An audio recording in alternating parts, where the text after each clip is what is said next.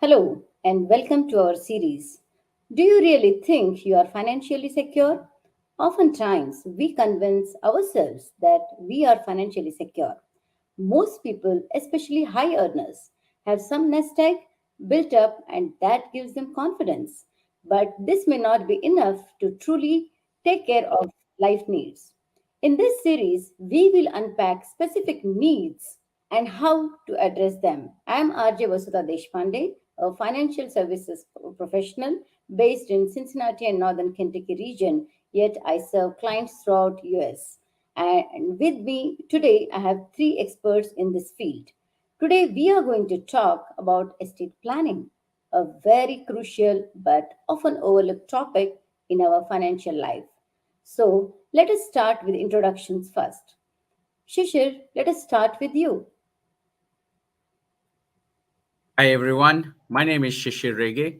I'm a financial strategist with Anant Wealth Solution. I'm located right here in Northern Kentucky, Cincinnati area, and I help clients with tax diversified retirement planning and financial protection products and services. Um, Over to you, Bhavin. Thanks, Shashir. Hi, my name is Bhavin Shah. I'm a financial professional. I help families by educating them on financial stability in any market condition, tax-free retirement, income, guaranteed lifetime income, and with their estate planning needs. I'm located in a beautiful Northeast, but have clients and teams spanning all the way to Florida and California. Shams, over to you. Thank you, Bhavin. Hello, my name is Sean Spearby. I've been in the financial industry for about 2 decades now, my focus being auto insurance and life insurance. I'm based in the great state of Texas, living with my wife and 2 kids in San Antonio. I love educating clients and families on how they can protect their today and tomorrow. Back to you, Vasudha. Thank you for all your introductions. There are myths about estate planning, and frankly, there are so many assumptions too that I would like to help provide clarity for our listeners in today's episode. We would like to ensure that our listeners, by the end of this session, have clarity about what estate planning entails and what documents are essential part of estate planning. So, Shishir, let us start with a couple of questions to you. The phrase estate planning has a connotation that it is only for wealthy or rich people. Isn't that true? Can you please shed some light regarding this myth? And secondly, can you please tell us what exactly estate planning encompasses? Absolutely, Vasudha. So, first of all, that myth that estate planning is only for wealthy and rich stems from our own thinking that we do not have an estate. So, we do not need to plan for it, right? Nearly everyone has an estate. For example, your car, your home, your jewelry, your bank accounts, your investments, life insurance, furniture, and any other valuables, including your relatives and your loved ones, are part of your estate, right? Simple definition is that estate includes anything which you cannot take with you when you pass away. Okay, so estate planning means making decisions or taking control of your wishes about how to distribute these things to people who you care about in an efficient and cost effective manner. Okay, now the estate planning is such a broad topic. It covers additional things such as decisions about guardianship for your underage children's or even elderly adults in your care, or people with special needs that you may be leaving behind, including your pets as well. So, decisions about how to provide your children's living expenses when you are gone, college funding, as well as what age that they should inherit and how much of estate they should inherit at that age. So, those are some of the decisions you have to make. Additionally, there are some other financial decisions and healthcare decisions in case you become incapacitated. I mean, you don't even have to dare to use estate planning. Even if you become incapacitated, that means you are unable to make any decisions or you are unfit mentally or physically to make any decisions. Also, another thing that estate planning covers is if you wish to provide for charity or any cause that you care about. So those are things that are part of the estate planning. Now, if you have estate spanning more than 11, 12 million dollars, then there are more things to consider, like the taxes, estate taxes, and things of that nature. So this all becomes a part of the broad topic of estate planning. I hope this provides some clarity about estate planning. Um, I know there is more to it, but let's focus our discussion today on essentials for this session. Thank Thank you. you, Shishir. Yeah, thank you, Shishir. It is true. Estate planning is indeed a vast topic.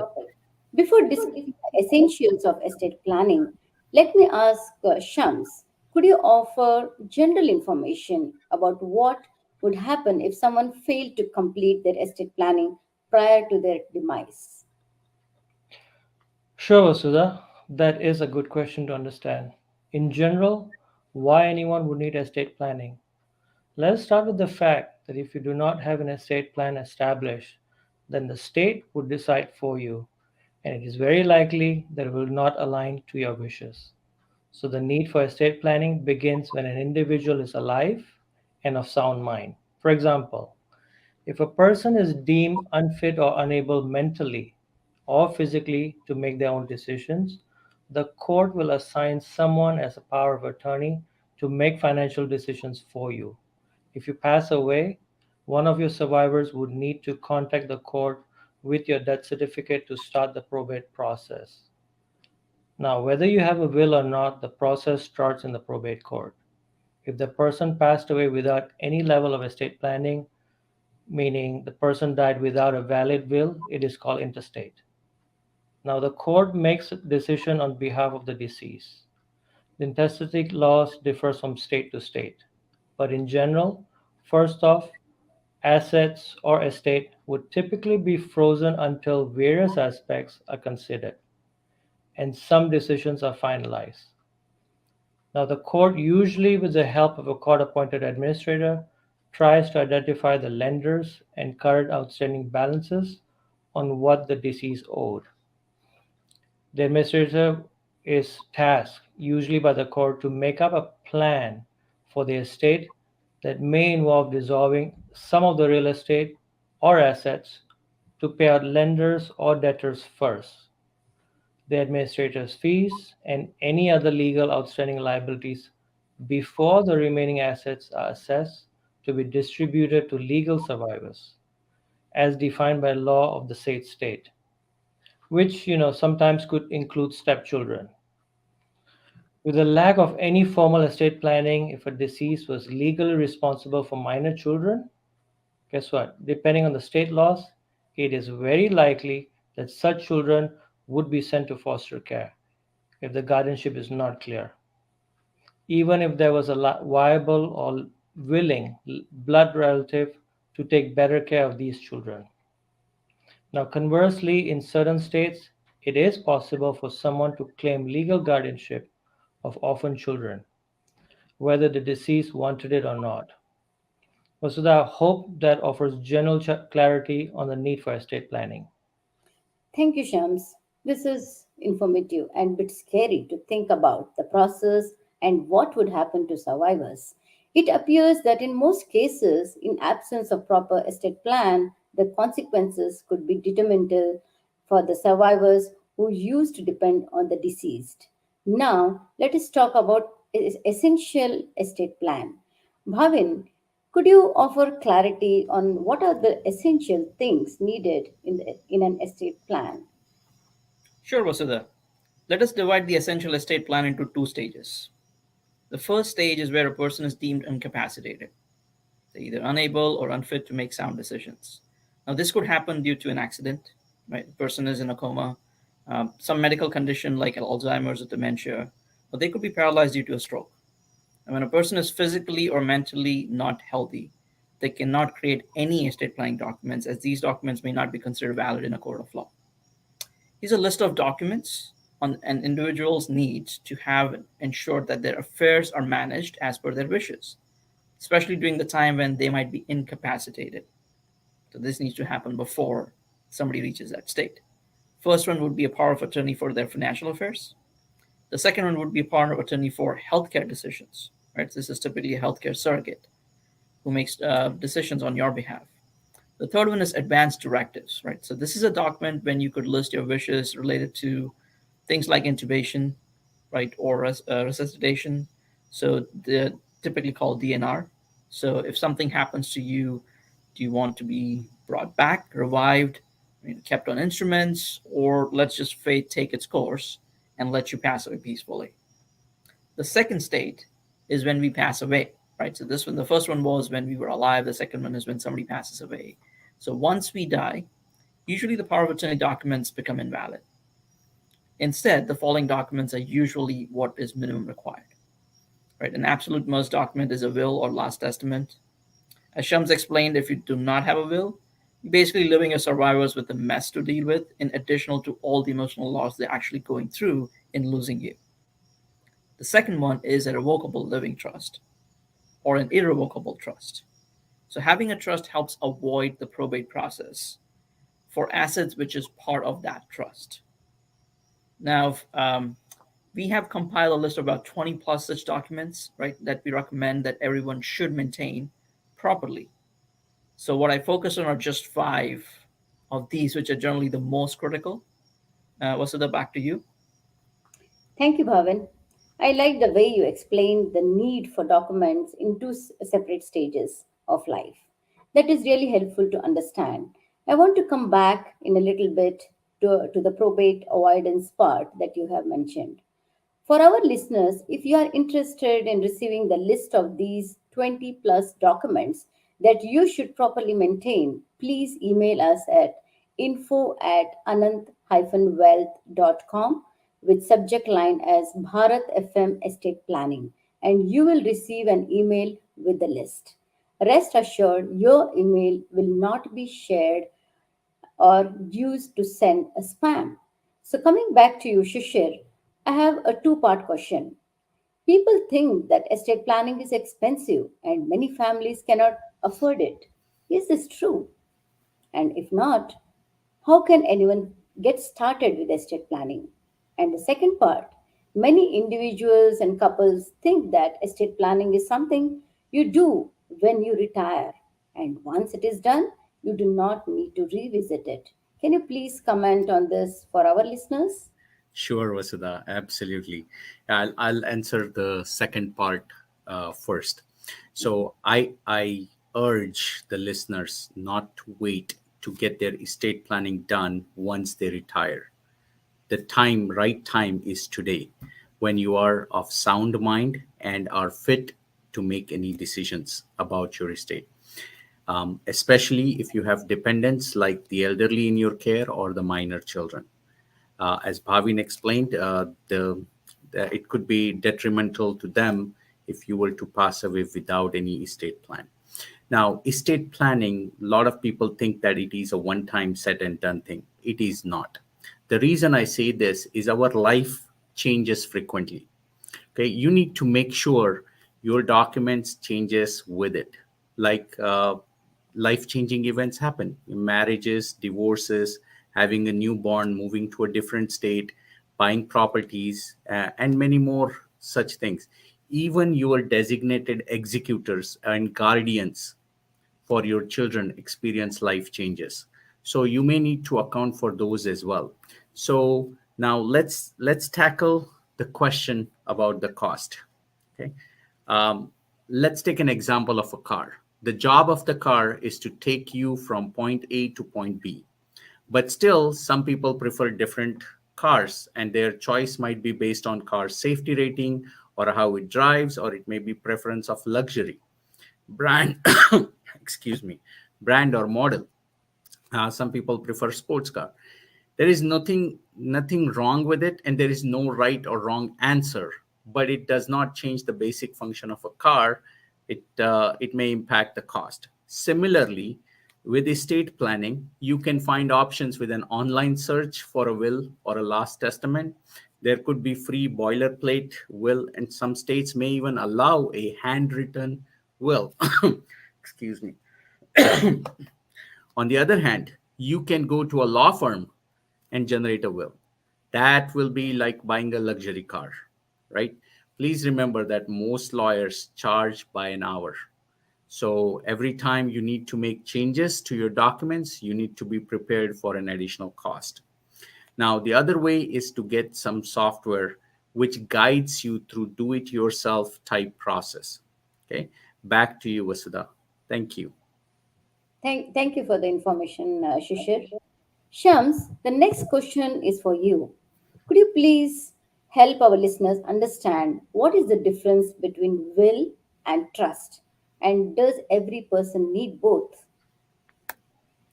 Absolutely, Vasudha. I usually refer to the will or last testament as catch-all net that covers everything that may be missed in a trust.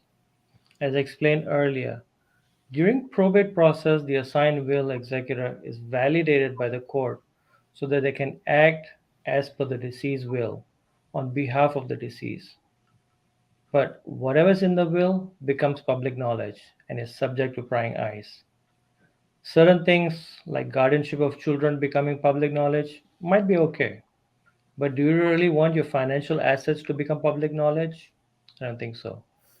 For the vast majority of the answer, of course, that is going to be a no, right? So, to avoid that scenario, you need a trust, either revocable or irrevocable, to protect your financial assets from the probate process.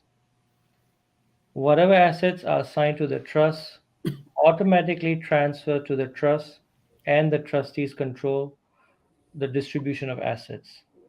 So, any properties, bank accounts, brokerage accounts can all be planned to become part of the trust and hence will avoid probate process. This way, one can limit the exposure of their financial assets after their demise by utilizing trust instruments. Both spouses, if you're married, should have individual will. Trust can be separated or combined. Thank you for the explanation, Shams. Bhavin, my next question is for you. What is the difference between living or revocable trust and irrevocable trust, and who needs one or the other? Great question, Vasudha. As the name suggests, irrevocable trust is just that. Once you set it, it's done. One cannot add or remove properties right outside of an irrevocable trust once it's formed. In addition, an irrevocable trust becomes a legal entity by itself. It has its own tax identification number and it's required to file taxes just like individual. The trustee of the trust usually would be the person, while they are alive, and then while will have some management responsibilities. And once they pass away, there will be other trustees appointed. On the other hand, a living trust or a revocable trust is where one can add, remove assets, at will, right? They can basically do it whenever they want and while they are alive, obviously, and if they are considered capable, as we saw earlier. Upon the death of that owner, the trust now becomes an entity, basically becomes an irrevocable trust with a tax identification number and all the other things we talked about the irrevocable trust about. Now let's review who needs which type of trust. So, say for example, you're a business owner, right? Or you're in some profession where there's a higher chance of somebody suing you, just a healthcare profession, for example, right? Then to protect your family's assets, right, and then whatever savings you have, you may form an irrevocable trust to make sure that those assets are protected, right? And then the lawsuits don't, kind of poach on those assets. Now, for most people, it is recommended to just have a living trust or a revocable trust, which can give you the flexibility of modification at will, right? I hope that provides a good high level overview of these two types of trust. And I do want to put a disclaimer out there, right? That we, all of us, are not lawyers. The information which we're discussing here, the recommendations which we may think like we're providing, they're only purely educational general discussion, right? So, as mentioned earlier, estate planning is a vast topic. Eventually, you may want to consult someone who is, you know, qualified for it. But Vasudha, back to you. That is so true.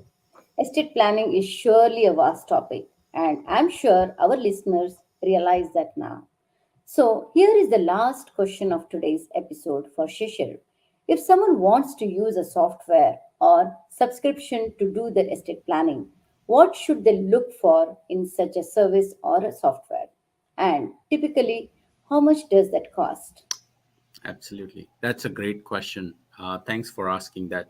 But before answering that question, I would like to make another disclaimer, just like Bhavin did, that we do offer license for estate planning software, which is supported by a well recognized law firm nationwide. So, besides the point, here are five logical things to consider when selecting a estate planning software. First, does the software offer a whole suite like advanced directives, power of attorneys, will and trust, HIPAA directives, or HIPAA authorizations? So just make sure all those documents are here. And if you want that list of 25 documents, we are happy to send you that, as Vasudha mentioned earlier.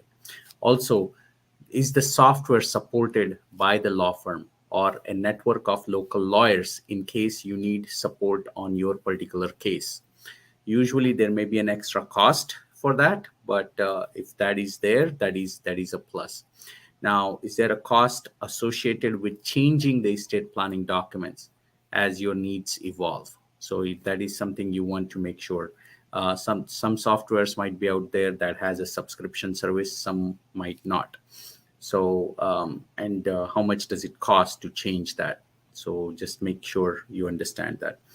The other thing is, does the software offer customer support for navigating through the guided interviews? That might be another question you may want to ask before purchasing that software. And how to does the software guide you throughout the whole process on how to legalize those documents? Okay. Does the software offer a way for you to store these documents securely so that next time when you want to make changes, you don't have to start from scratch? You can fill in the changes quickly. And lastly, about the cost, usually it should cost you somewhere between $500 to $700. Back to you, Vasudha. Thank you. Yeah, thank you, Shishir. Our time here is coming to an end. So I want to thank you all for participating and special thanks to our listeners. I want to make a special announcement here. If you are interested in learning more about the software license that we offer, please send an email to info@anant-wealth.com with the subject line Bharat FM Estate Planning and code as Bharat FM 100 to receive $100 off the regular pricing of the software. Stay tuned for the next episode titled Financial Stability and Growth, where we will discuss the what are different types of life insurance policies are out there and how they can be a part of your well diversified financial planning tool to build a sustainable wealth. So, bye for now. And this is Vasudha signing off. Thank you so much. Thank you all.